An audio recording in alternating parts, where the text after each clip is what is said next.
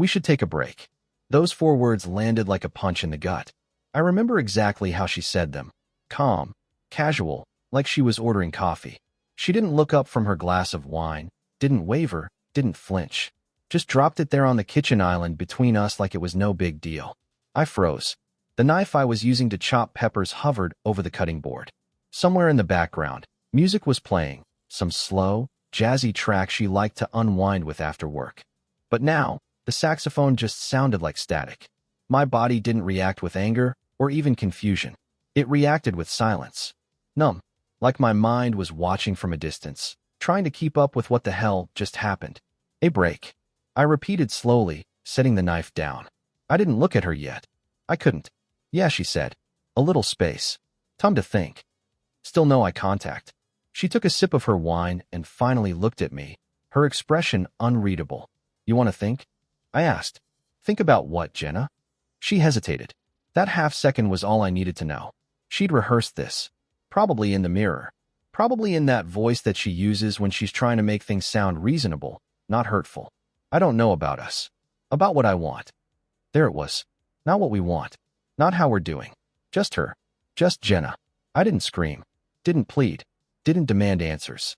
Instead, I nodded, slowly, and backed away from the island like it was a hot stove. My hands were suddenly trembling. Who is he? I asked, keeping my voice low. She blinked. For a split second, her mask cracked.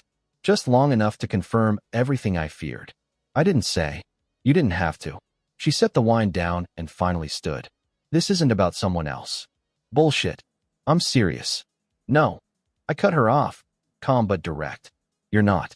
You don't drop this on me 5 days before we leave for the cruise we've been planning for a year unless there's someone else. You want a break? That means you already broke. She didn't deny it. Didn't say his name, either.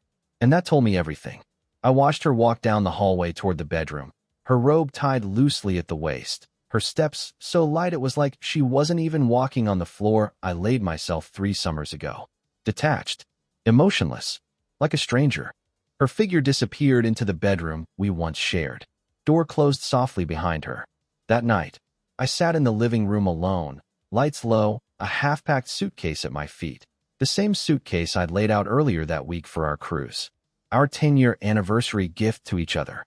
Except there wasn't an us anymore. Just me.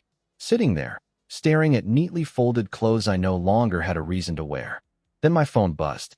I ignored it at first, assuming it was a sympathy text from someone who had no idea what was actually happening. But it buzzed again. And again. 3 messages. All from Maya. Maya, her best friend. We'd known each other nearly as long as I'd known Jenna. She was at our wedding. She helped pick out Jenna's dress. And she never liked me much. At least that's what I'd always believed. She was bold, brash, beautiful in that intimidating kind of way. And way too close to Jenna, always whispering things when I wasn't in the room. My hand trembled slightly as I picked up the phone. Maya, don't cancel the trip. I blinked. Maya, come with me instead. I froze. Was she serious? Before I could process it, my phone rang. Maya. I hesitated, then answered. Tell me this is a joke, I said, voice low. No joke, she replied. Her tone was steady, almost too calm. I heard what happened. She told me earlier. She's with him right now. I closed my eyes. That pain in my chest. That wasn't numb anymore. That was heat. Pressure.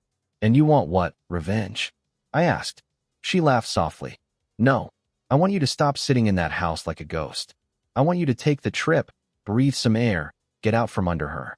You already paid for the cruise.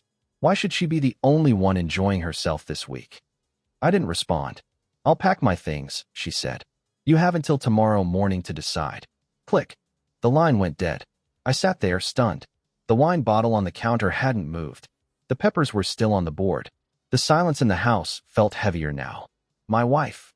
No, Jenna, was probably tangled up in another man's sheets while I sat here contemplating if I should take her best friend on a trip meant to celebrate our love. I should have felt disgusted. I should have deleted the messages and blocked the number. But instead, I stared at the wall, imagining her and him. Imagining Maya's knowing eyes as she said, take the trip with me. And for the first time in hours, I felt something that wasn't pain. I felt curiosity, and a flicker of something else, temptation. I didn't sleep. I tried. I stared at the ceiling for what felt like hours, watching the shadows shift with every passing car outside, every change in the wind. I replayed the phone call with Maya a dozen times in my head. I could still hear the confidence in her voice, like she'd already made the decision for both of us. When I finally got out of bed, it was 4:12 a.m. The house was dead quiet. I padded into the kitchen barefoot, poured myself the dregs of the wine Jenna had left behind, and sat at the table where she'd shattered our marriage the night before. A cruise. A fucking cruise. Booked over a year ago, paid for in full, the itinerary printed and pinned on the fridge like some kind of taunt. It had been our fresh start, or so I thought. We hadn't been doing great for a while, sure, but I believed we were just in a rut. Everyone hits them, right? But that's not what it was. She wasn't trying to fix us. She was preparing the escape route. I opened my phone again, rereading Maya's last message. Don't cancel the trip. Come with me instead. It was reckless. Insane. Her best friend. And yet, a part of me, the part that still had blood in its veins, felt like it was finally waking up. I knew what taking a break meant. Jenna didn't want clarity. She wanted freedom. To fuck someone else with a clean conscience. To pretend it was all civil and grown up. But I wasn't going to be the doormat. Not anymore. At 6:13 a.m., I texted Maya. You serious about the cruise? She replied almost instantly. Dead serious. You just say the word. Why are you doing this? She waited a minute before responding. Because I've watched you get stepped on for years. Because you deserve better. And because I don't think I've ever seen you truly live. I stared at the screen. My fingers hovered. Okay, let's do it. The second I hit send, something shifted inside me. I didn't know what it was. Rage, relief, excitement, lust. Maybe all of it. But it was the first real thing I'd felt since Jenna dropped her bomb. That afternoon, I picked Maya up from her condo. She stepped out of the building in a black tank top and high-waisted jeans, hair tied back, oversized sunglasses masking most of her expression. She looked nothing like the woman who'd spent a decade gossiping with Jenna about The Bachelor over Chardonnay. This Maya moved with purpose. When she got into the car, she didn't say hello. She just looked at me and said, You sure? Are you? A pause. I wouldn't be here if I wasn't. We drove in silence for a few minutes before I finally spoke. You know this is crazy, right? Maya let out a breath. Of course it is. But so is what she did to you. And so is sitting at home, letting her get away with it. This isn't about revenge, I said, though even I wasn't sure if that was true. Maybe not. But it's about you. For once. I glanced at her. The sunglasses were off now, and her eyes were locked on me. There was no mockery there. No hidden agenda. Just something that looked an awful lot like sincerity. Is this your way of saying you've been waiting for her to screw up? I asked, only half joking. She smiled. A slow, wicked thing.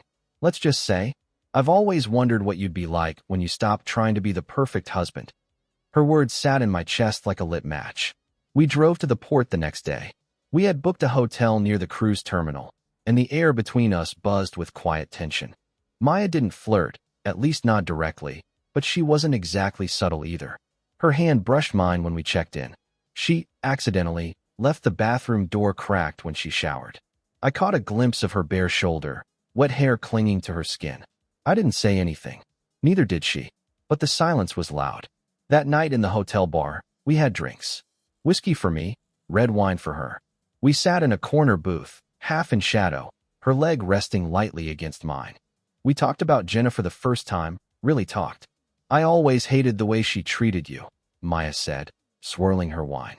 She didn't deserve you. I leaned back. You're just saying that because you're mad at her. I'm mad, yes. But not just at her. I'm mad at you, too. That caught me off guard. Me? For letting her get away with it. For staying quiet. For acting like your feelings didn't matter. I said nothing. She was right, and we both knew it. She leaned in, lowering her voice. Let me ask you something. Do you even know what you want anymore? I looked into her eyes. For a moment, the background faded. The clink of glasses, the low hum of jazz, the cruise brochures on the rack behind her. And I answered honestly. No, but I'm willing to find out. Back in the room, we didn't touch. We didn't kiss. We barely spoke. But the space between us and those twin beds crackled with something raw, something unresolved. I stared at the ceiling, replaying the way she'd looked at me in the bar, like I was more than a victim. Like I was a man. Around 2 a.m., I turned to her. Maya, yeah. Are we really doing this? She rolled over, facing me. Her voice was calm. We're not doing anything, unless you want to. I didn't answer, but I didn't need to.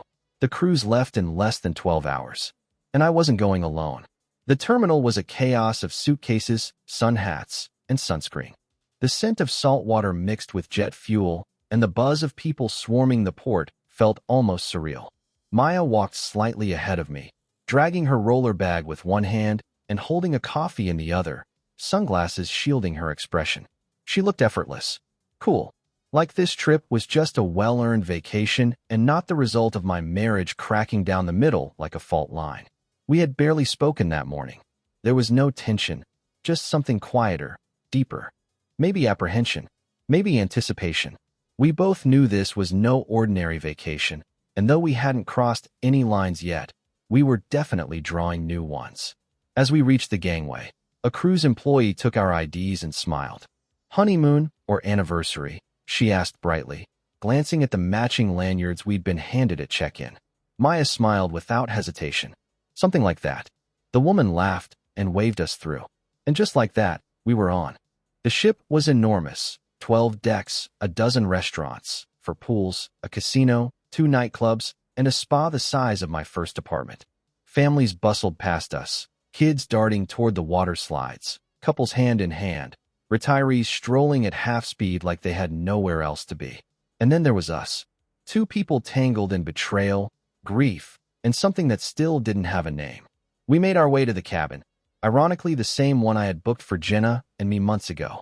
I remembered the night we picked it, her fingers tapping the screen of her laptop, grinning as she said, "Get one with a balcony.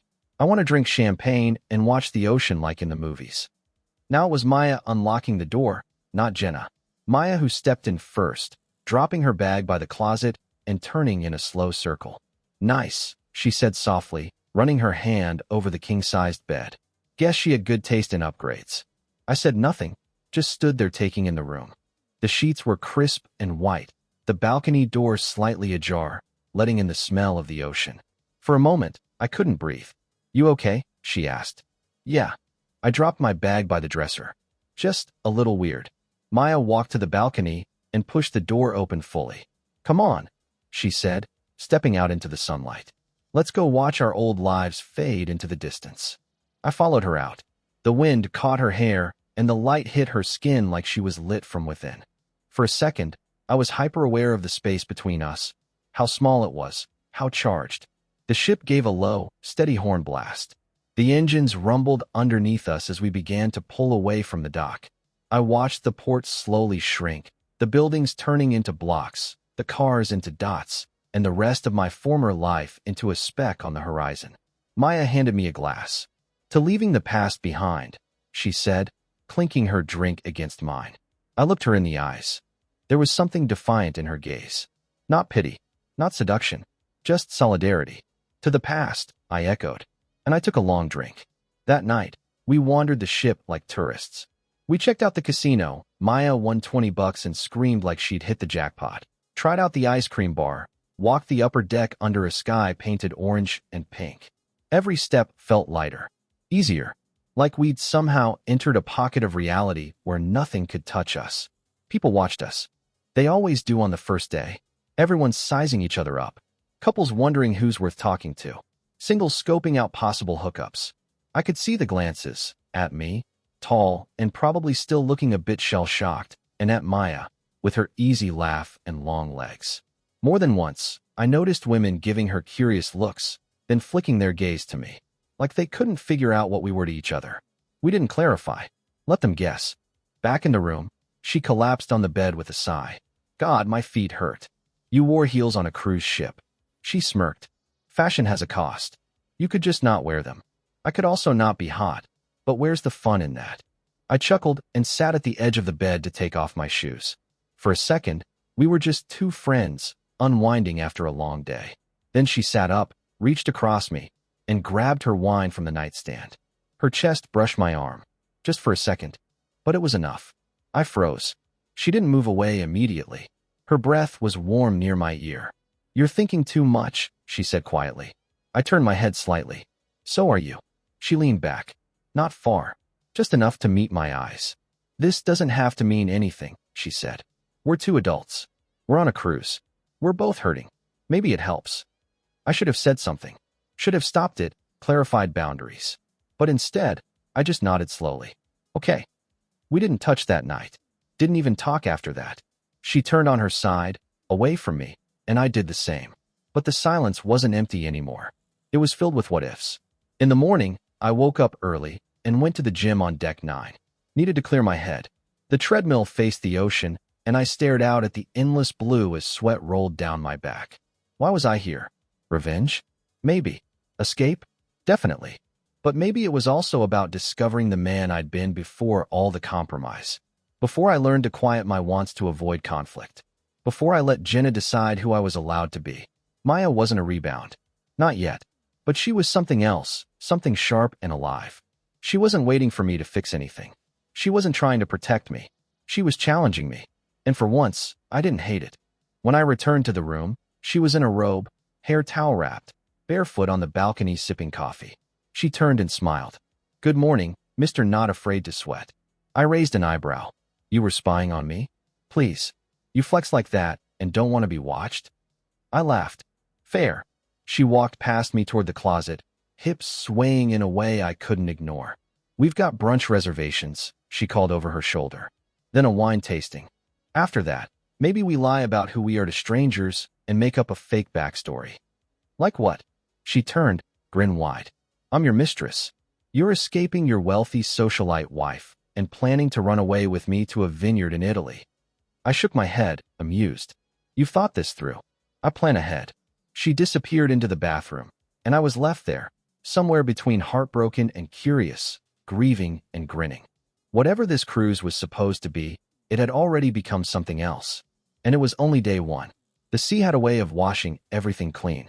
By the second day, it felt like we'd been living in a world made entirely of ocean breeze, sunlight, and white linen. I barely thought of Jenna. Her name floated into my mind once or twice, like a whisper in the background, but each time, it carried less weight. Instead, there was Maya. We fell into an unexpected rhythm. Coffee on the balcony, lazy breakfast buffets with too many croissants, hours spent just wandering the ship like we had nowhere else to be. She joked constantly, always one quip ahead of me. I hadn't laughed like that in months. Deep, involuntary bursts of laughter that left my stomach sore. She had a way of pulling me out of myself, and I was starting to like who I was when I was around her. That afternoon, we found ourselves at the top deck bar, sipping tequila cocktails under an umbrella as the ship sliced through endless blue. The bartender was some tan guy with surfer hair who kept winking at Maya. She played along, of course, teasing him with sarcastic comments, then turning back to me with a smirk that said, "You see this, right?" I did, and weirdly, I didn't mind. There was something sexy about the way she carried herself, so unapologetically confident, like she knew exactly how she affected people and wasn't afraid to wield it. You ever think about just not going back? She asked suddenly. I glanced at her. What? Stay on the ship forever? No. I mean after the cruise. Just start over.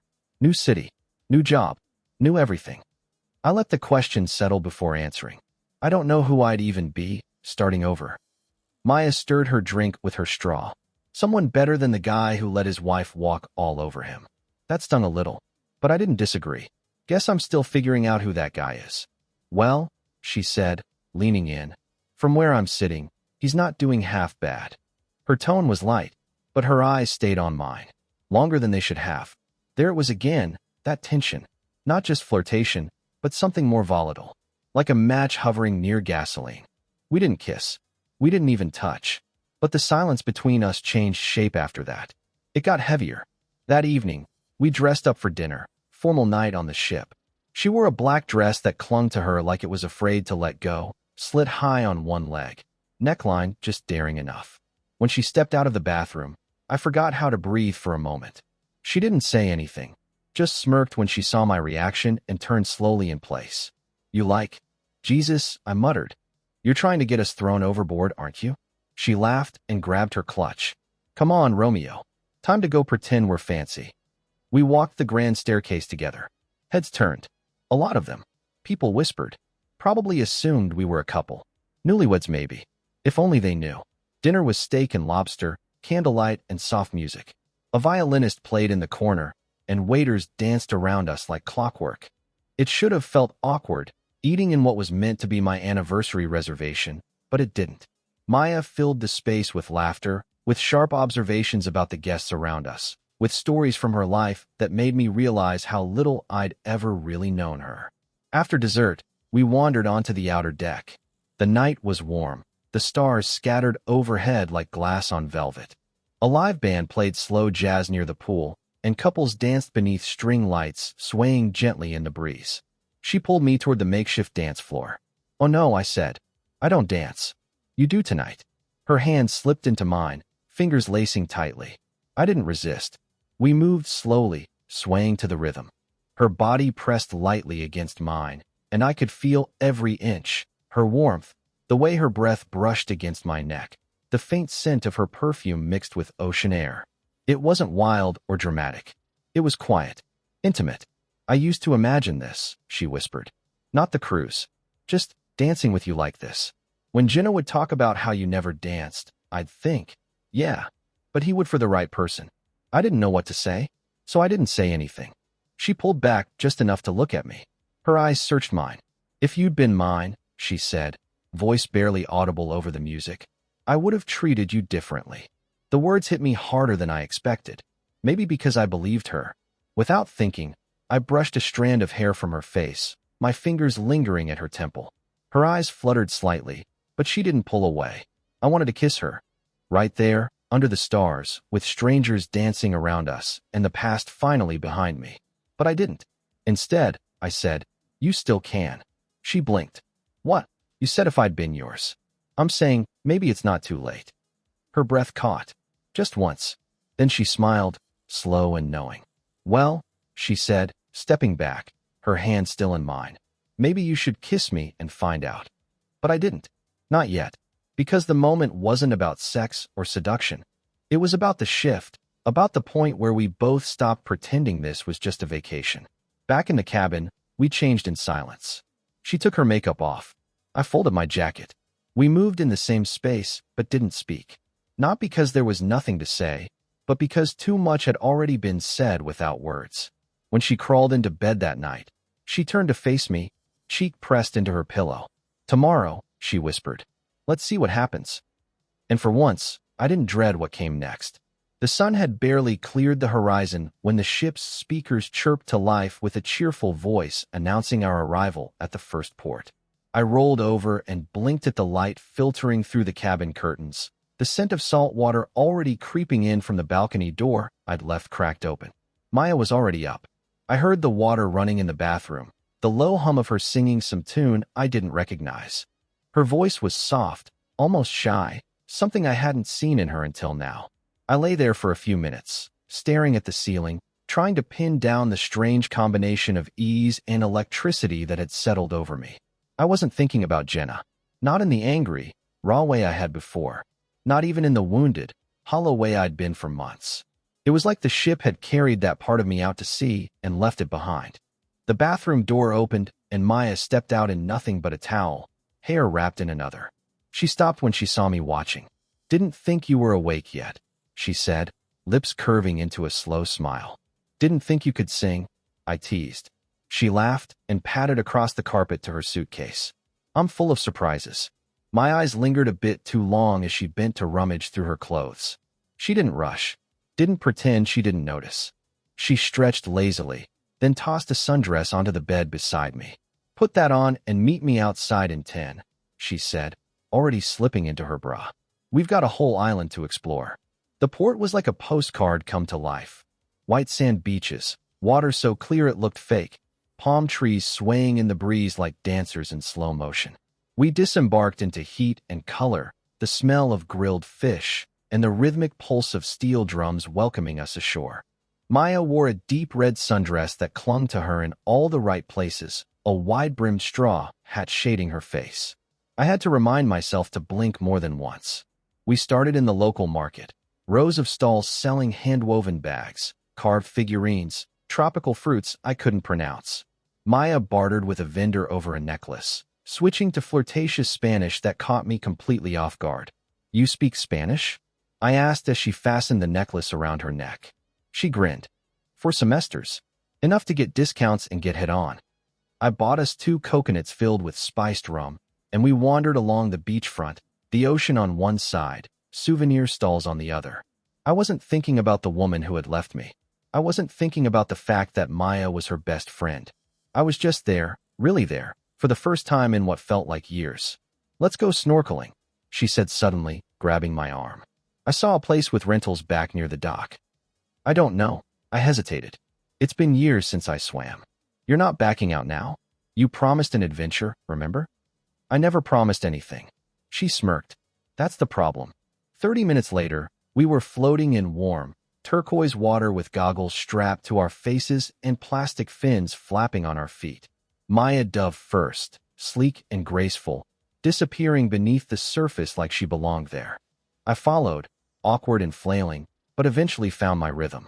Schools of neon-colored fish darted beneath us, weaving through coral like they were showing off. At one point, Maya reached out under the water and took my hand. I squeezed once. She squeezed back. Back on shore, we collapsed onto beach towels, our bodies slick with salt and sun, laughing breathlessly. That was incredible, I said, wiping water from my eyes. Told you, she replied, brushing wet strands of hair from her cheek. You need to trust me more. I'm starting to. She looked over at me, her expression softer now. Good. For a long moment, we just lay there, the sound of the waves crashing gently behind us, the heat of the sun drying our skin. It felt like something new. Not just a vacation, not just a rebound, but the start of something neither of us had expected. Later that afternoon, as we walked through a crowded alley lined with shops, she reached for my hand to pull me through a cluster of tourists. It was a practical gesture, purely instinct. But when we were out of the crowd, neither of us let go. We kept walking, hand in hand, through the winding streets and down to the quieter part of the beach, a stretch of sand that felt untouched, hidden from the cruise crowds. The sun was beginning to dip toward the horizon, painting the water in gold and fire. She looked at me then, really looked. You're different, she said. Different how? Lighter. Like something finally let go inside you. I shrugged. Maybe something did. She took a step closer, her free hand reaching up to brush my cheek. I like this version of you. You barely know this version of me. Then I guess I'll just have to spend more time with him. And then she leaned in and kissed me. It wasn't explosive or urgent. It was soft, slow, almost careful, like she wanted to savor it. Like she knew we were crossing a line and wanted to make sure we both understood what it meant. I kissed her back, and when we finally pulled apart, her fingers stayed curled around my shirt. Back on the ship, she whispered. Maybe we stop pretending this is just a vacation. I nodded. Yeah, maybe we do. We returned to the cabin just after sunset.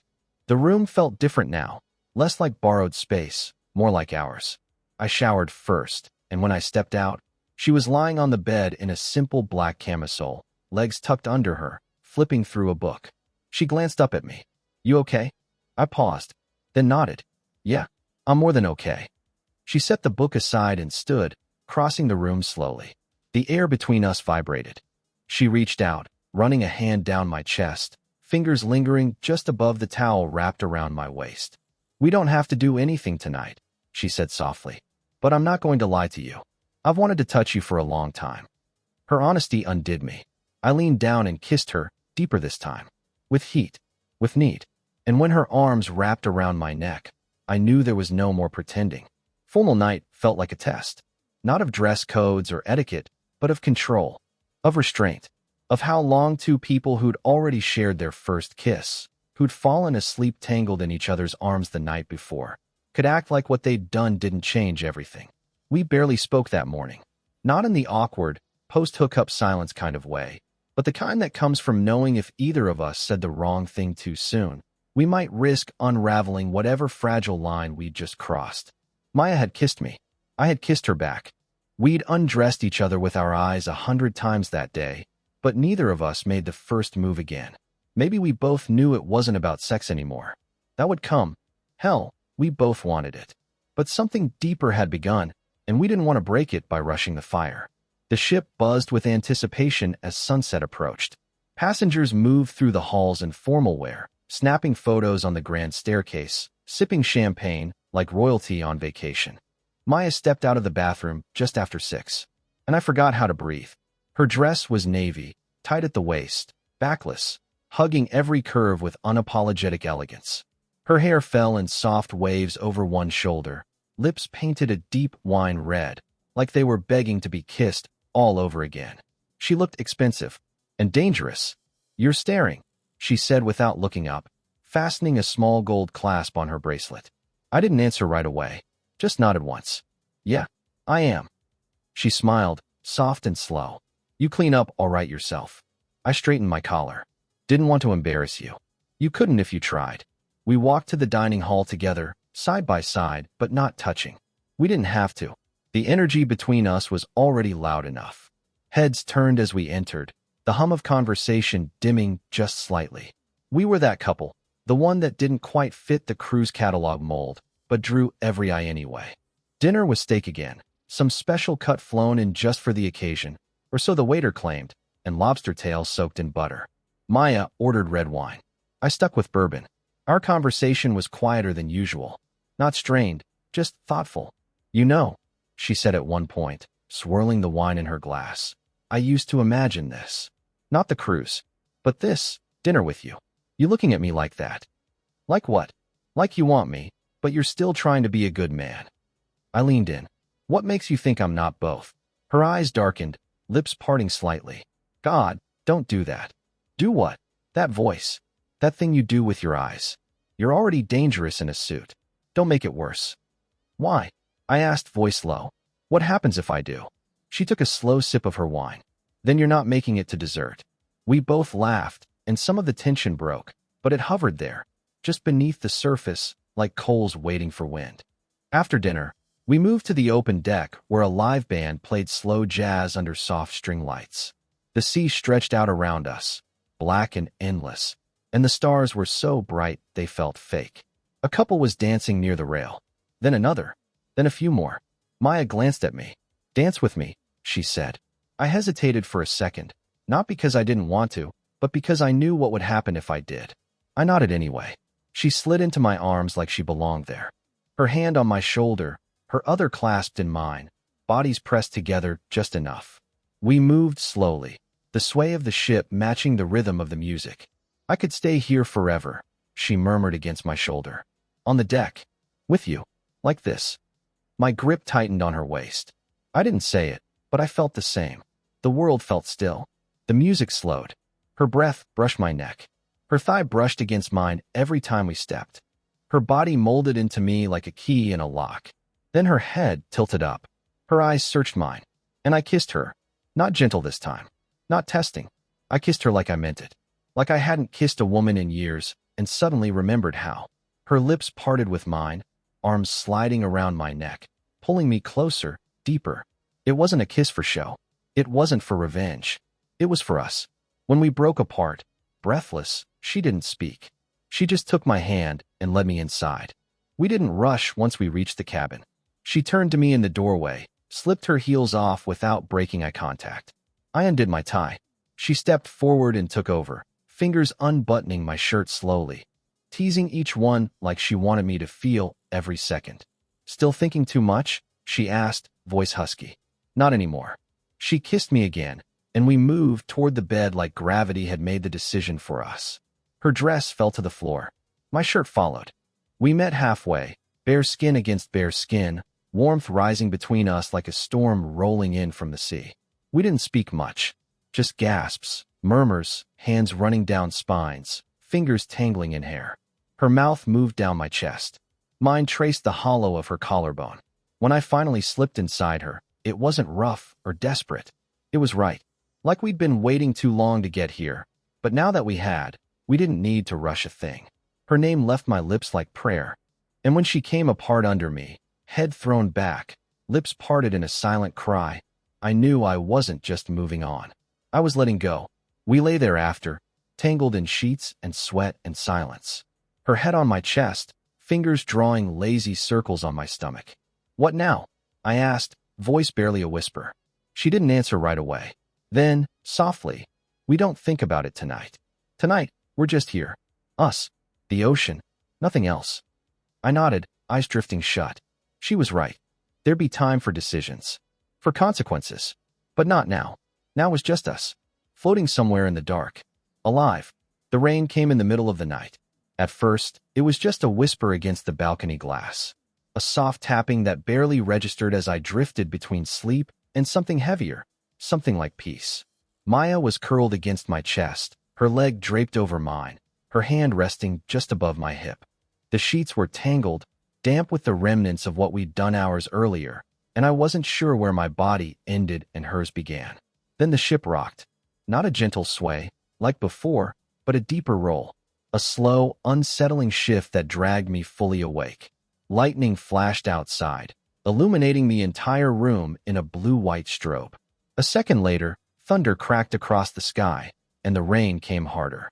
Wind screamed past the glass like it wanted in. Maya stirred against me. "What the hell?" "Storm," I said, sitting up. "A big one." She groaned, pulling the sheet up around her. "Figures. The one night I don't wear anything to bed." I glanced at her, smirking. "Not that I'm complaining."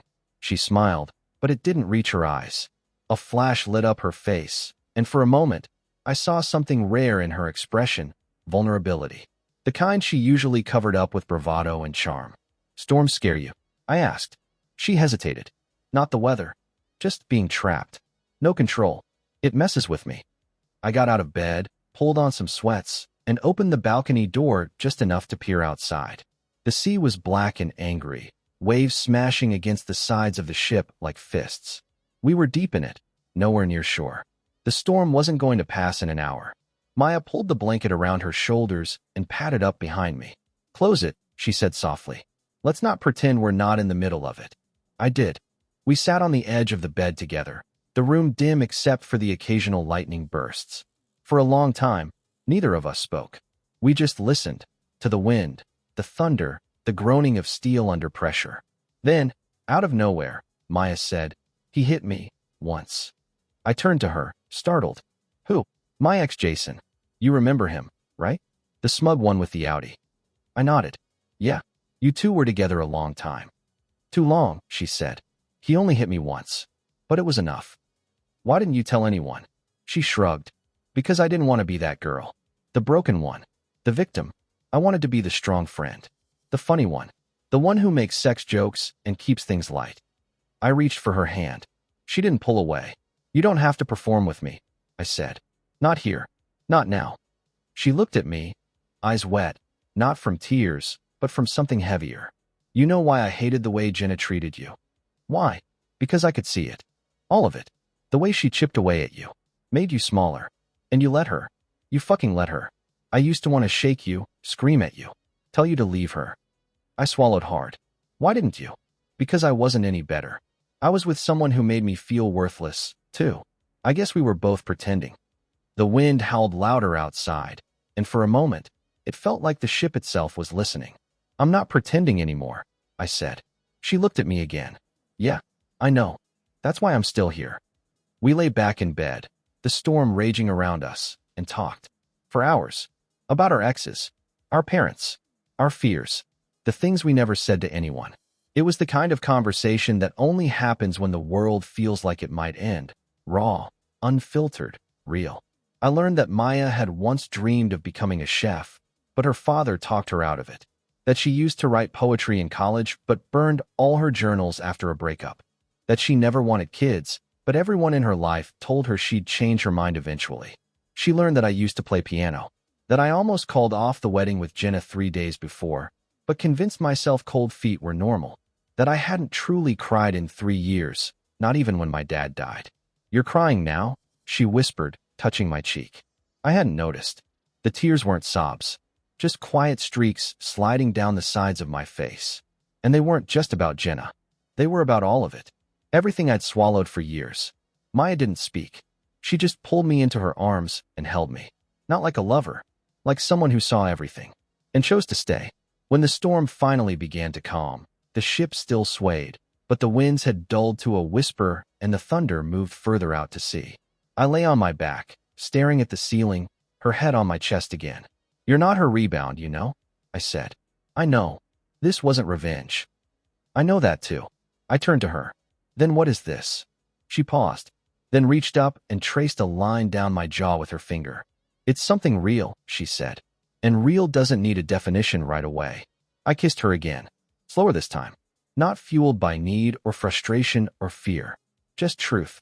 We made love as the sun began to rise behind the clouds, slow and unhurried, like we were learning each other for the first time. Her mouth found mine again and again, her fingers threading through mine. Our bodies moved in rhythm with the sea beneath us. And when we finally collapsed, breathless, limbs entangled, neither of us said a word. Because we didn't need to. The storm had passed, inside and out. It was the kind of morning that made you forget anything existed beyond the edge of the ship. The sky was pale blue, streaked with light clouds, and the sea had finally calmed to a steady roll. Just enough motion to rock you into forgetting the world still had gravity. Maya and I had breakfast out on the balcony. Croissants, black coffee, fruit. We fed each other lazily between smiles that didn't need translation. There were no games, no masks. Just the hum of something new forming between us, and the understanding that whatever it wasn't fragile anymore. She wore one of my shirts, half-buttoned, sleeves rolled up. Her legs were tucked under her, hair still damp from the shower, skin glowing from the sun and sleep. She looked at home, and for the first time in a long, long time, I felt like I was too. Then my phone buzzed. It sat on the table between us, face down. We hadn't touched our devices much since the cruise started. Deliberately. But I knew from the sound that it wasn't an app notification. It was a call. Maya glanced at it, then at me. You going to answer? I flipped it over. Jenna. Of course. My first instinct was to decline it. Let her rot in the limbo she'd forced me into. But something inside me said, no, you finish this. I stood and walked back into the cabin, closing the balcony door behind me, leaving Maya with the ocean and her silence. I answered, hello. There was a pause, longer than necessary. Then her voice, clipped and cold. So it's true. My chest tightened, but not with guilt. That feeling had died in the storm. What's true? She scoffed. Don't play dumb. I saw the photos. You and Maya. On a romantic cruise. Our cruise. I stayed quiet. I could hear the venom in her words, but they didn't land like they used to. You didn't waste any time, did you? I let a beat pass. Then, you're the one who asked for a break, Jenna. That didn't mean go fuck my best friend. I laughed, bitter and short. Didn't it? Because you sure as hell weren't sitting at home knitting scarves. Silence. Don't, I said, voice hard now. Don't pretend you didn't already have someone else lined up. You'd rehearsed that line. We should take a break, like you were ordering a coffee. I was confused. No, you were selfish. Her breathing quickened on the other end. So what? You're in love now? With Maya? I don't know what I'm in yet. But I know what I'm not in anymore. A relationship built on lies, manipulation, and disrespect. You were supposed to be better than this. No, I was supposed to be your doormat. The silence on her end was different now. Not anger, realization. I continued, softer this time. I spent years shrinking myself so you could feel bigger. You asked for space. I gave it to you. You just didn't expect me to find something better in the process. And Maya? She asked, her voice breaking slightly. She was supposed to be my friend. She was. And maybe if you'd treated either of us with the care we deserved, things would have been different. There was nothing more to say. I won't come back, I said finally. Even when this cruise ends, I'm not coming back to us. Whatever us was. She didn't respond. I hung up. I stood there for a minute, staring at the wall, letting the moment sink in. Not with fear or remorse, but with relief. The weight I'd carried for so long, the weight of trying to fix something that had been broken for years, was gone. I was done. When I stepped back onto the balcony, Maya looked up at me from behind her coffee cup. You okay? She asked. Yeah. That was her. I nodded. She mad. She's something, I said. But I'm not. Not anymore. She studied me. You sure? Yeah. I think I've been done with her longer than I realized. I just didn't have the courage to admit it until now. Maya reached out and took my hand across the table. I'm not your rebound, she said softly. I know. This thing, whatever it is, it's real for me. I squeezed her hand. It is for me too. We sat like that for a while, silent, but connected. I didn't feel dirty. I didn't feel like I was betraying someone. I felt free. That afternoon, we explored another part of the ship. There was an art gallery Maya wanted to see, bold colors, abstract canvases, dramatic sculptures. She kept stopping to make ridiculous interpretations of the art, turning each piece into some double entendre that had me laughing like an idiot. It was easy with her. Even when we didn't talk about serious things, the connection was there. In the way she touched my arm absent-mindedly, the way she leaned into me when she laughed, the way she looked at me like I wasn't someone to fix, but someone who had always been enough. We ended the day in the ship's observatory lounge, sitting in leather chairs overlooking the ocean. A jazz trio played in the background, and the sun dipped low over the horizon, the sky burning orange and purple. Maya sipped her wine, then turned to me. "So now what?" "What do you mean? We've crossed every line. There's no pretending anymore. And she knows. So, when this cruise ends, what happens to us?" I looked at her, the sea glinting behind her like a canvas of possibility. "I don't have all the answers," I said honestly. "But I know this. Whatever happens, I want it to include you." She smiled, small and real. "That's enough for now." We clinked glasses and watched the sun disappear into the sea. The next port was a hidden gem, less touristy, more raw. The kind of place you only hear about through whispers from experienced travelers. The shoreline was jagged in places, with cliffs rising sharply behind the town and winding cobblestone streets that twisted like veins through the hills. No giant shopping malls, no overpriced jewelry stores. Just locals, color, and life. It was perfect. Maya and I stepped off the ship hand in hand. No hesitation. No excuses. We didn't talk about Jenna anymore. There was nothing left to say. The finality of that phone call still lingered, like a door had finally shut behind me. And for once, I didn't feel the urge to look back. Instead, I kept looking forward. At Maya. She wore denim shorts, a white sleeveless top, and her hair tied up in a messy bun that somehow made her even more beautiful. I'd started noticing the little things. How she pushed her sunglasses up onto her head when she was curious about something. The way she bit the inside of her cheek when she was thinking. How easily she made people laugh, even if they didn't speak the same language. We wandered into the town square. A fountain gurgled at the center, surrounded by flower vendors and food carts. She bought a handful of yellow blossoms from an old woman who called her corazon and tucked one behind her ear before handing me the rest. "Put them in water when we get back," she said with a wink. "They'll last longer than your last relationship." I laughed harder than I should have. But she wasn't wrong. We tried grilled fish wrapped in banana leaves, fresh mango dusted with chili powder, and something like a fried plantain that nearly made me cry, it was so good. We drank beer out of glass bottles on the steps of an old cathedral and watched a group of children play soccer in the street. It felt like we were in a different life, one untouched by bitterness or betrayal. At some point, Maya reached over and threaded her fingers through mine. Not like she was making a statement, just because it felt natural. And I didn't let go. We found a narrow path leading up the hillside and followed it without any real destination in mind. The climb was steep, the stone uneven, but the higher we got, the better the view became. At the top, there was a lookout point, a stone wall about waist high, separating us from a sheer drop down to the crashing waves. The ocean stretched out endlessly, sunlight dancing across it like a living thing. Maya leaned against the wall, wind tugging at her hair, eyes on the horizon. "You ever think about just not going back?" she asked, echoing something she'd said days ago. This time, I didn't hesitate. "Yeah," I said. "I think about it a lot." She looked over at me. "What would you do if you didn't go back?" "Start over. New place. New job. Something honest. Something quiet." "And me?" Her voice was soft, but the question was not. I stepped beside her, our shoulders touching. "You'd be the only part one wouldn't want to leave behind." She smiled without looking at me. Good answer. We stood there for a long time, just breathing, letting the silence settle between us. Not awkward, not hesitant, just full. Then she turned, reached up, and kissed me. There was no urgency in it. No leftover hurt. Just warmth. Trust. Something real. We made love again that afternoon. Back in the cabin, sunlight pouring through the balcony window as the ship gently rocked.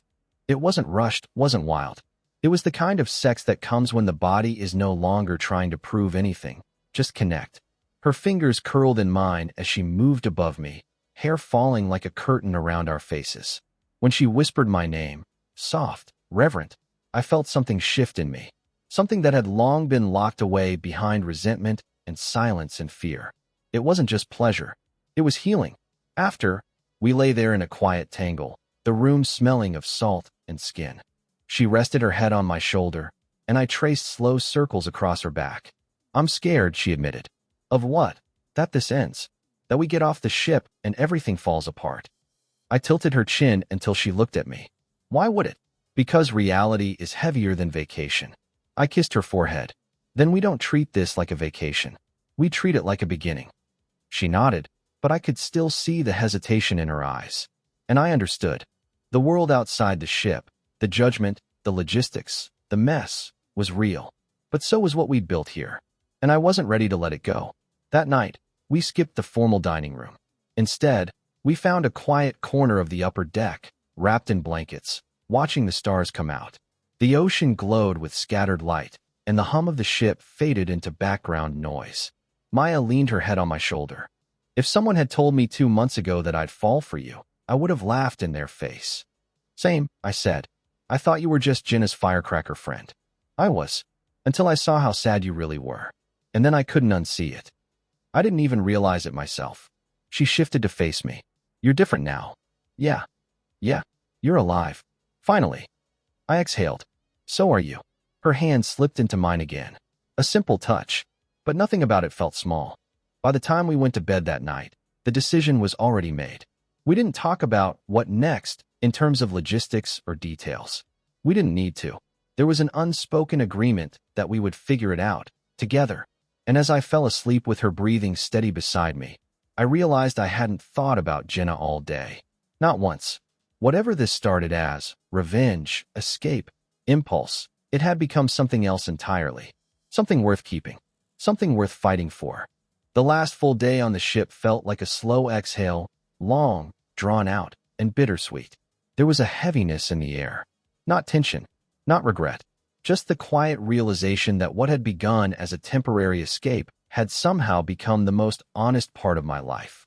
Maya and I spent the morning lingering over breakfast, letting our conversation drift from teasing to tender. We didn't rush anywhere. There was nowhere else we needed to be except near each other.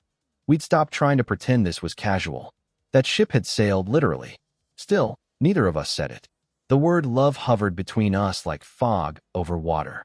It wasn't fear keeping it unspoken, just reverence.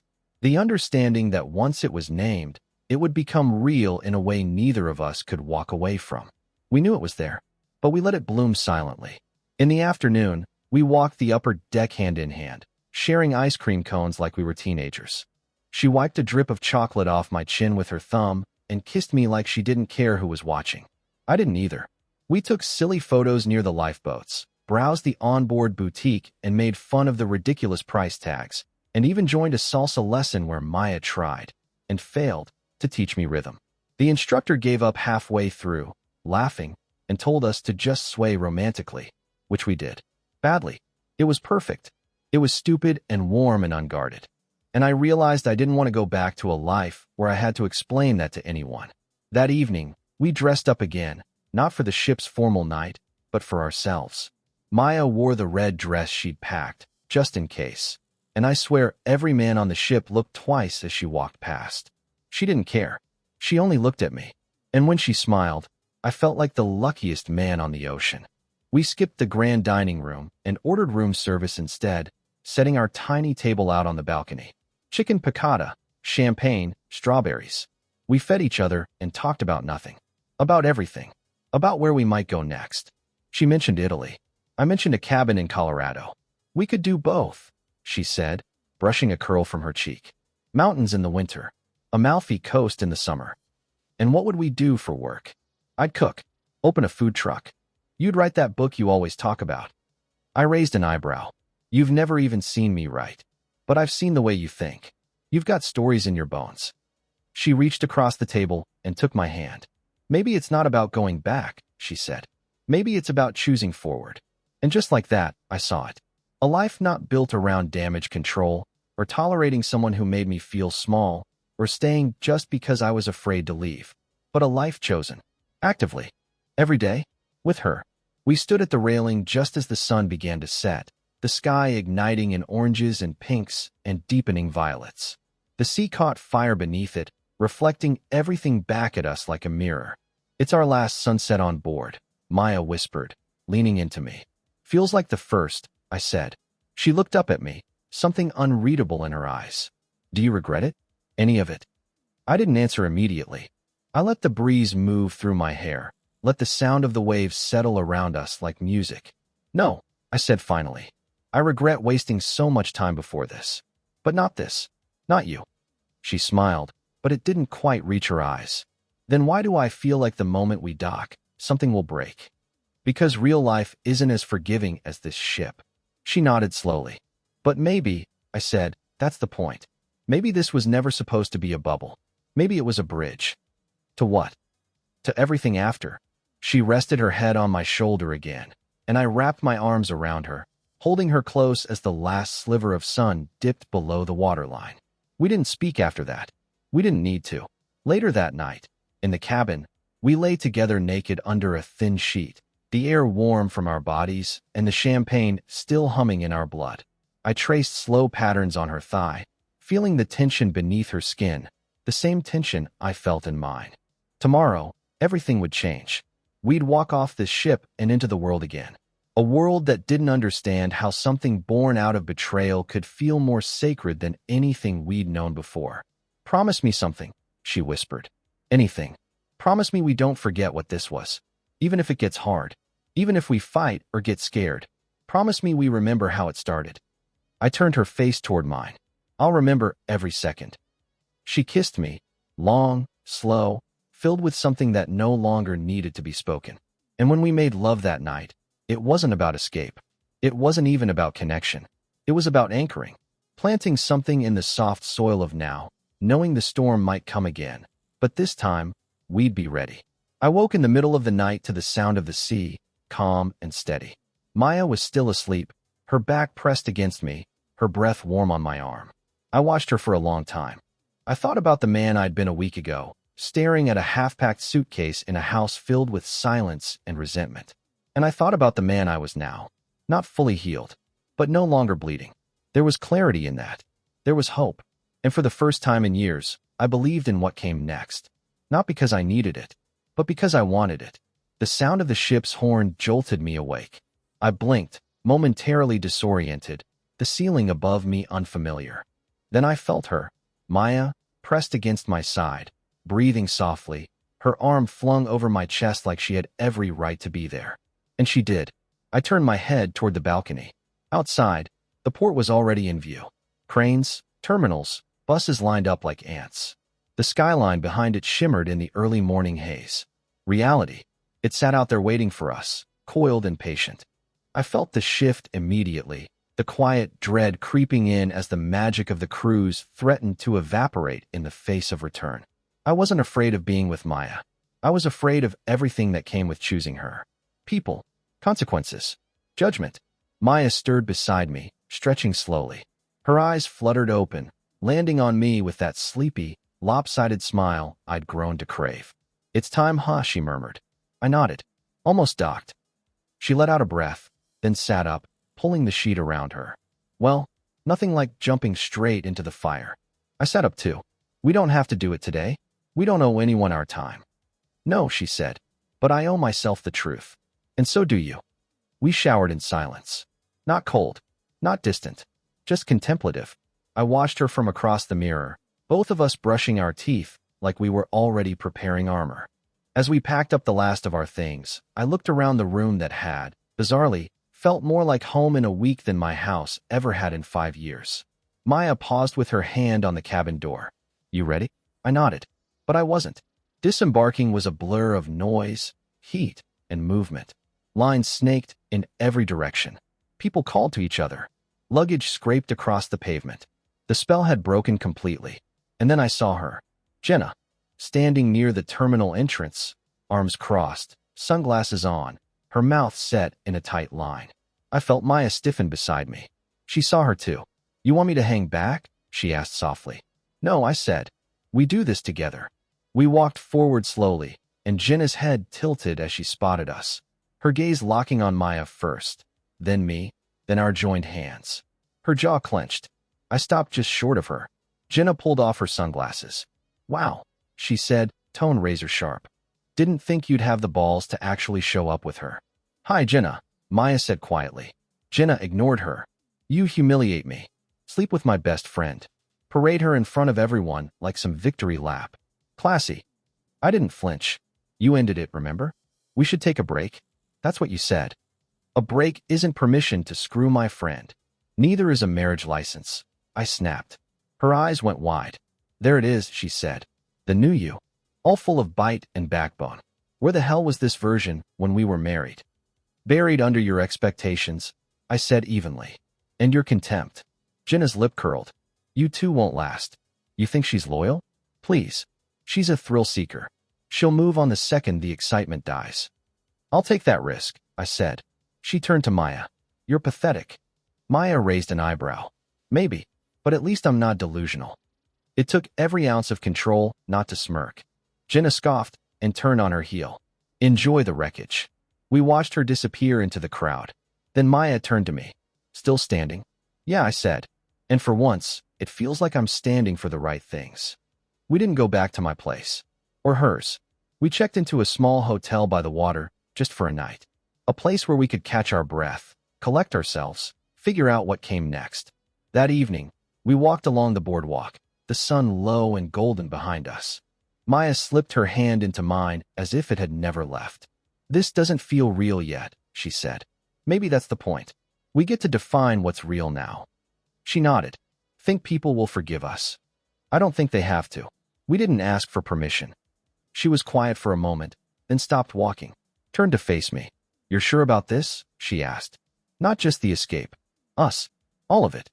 I didn't hesitate. "Yes." Her eyes softened. "Then let's stop tiptoeing around it." I tilted my head. "Around what?" Her voice was barely above a whisper. "I love you." It hit me like a wave. Not a crash, not a slap, just a gentle, relentless pull. I didn't panic. I didn't deflect. I stepped closer, wrapped my arms around her waist, and said, "I love you too." We kissed under the glow of the boardwalk lights. People passed us, some staring, some not. But for the first time, I didn't care who saw. This wasn't revenge anymore. This was freedom. In the days that followed, things moved quickly. We told our families. Hers reacted with cautious disbelief, mine with a kind of relieved curiosity. A few friends pulled away. A few others surprised us by saying they'd always suspected we belonged together.